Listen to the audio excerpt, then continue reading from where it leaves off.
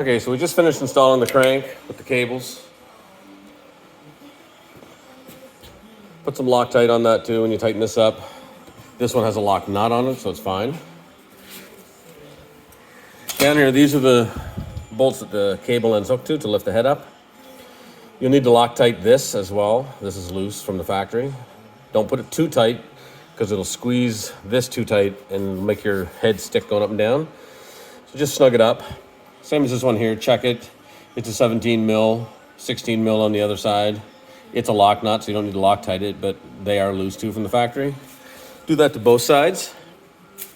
That one there, this one here.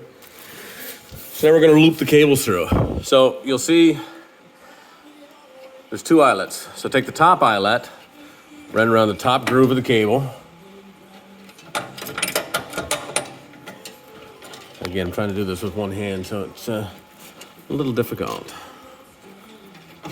Okay, so loop it there, there, and then down to there. Put your nut on. Tighten that up, 17 mil. Next one, do the same thing. Loop this around. This goes around this wheel, like that. Then up around that wheel. And then down to there. And put your nut on.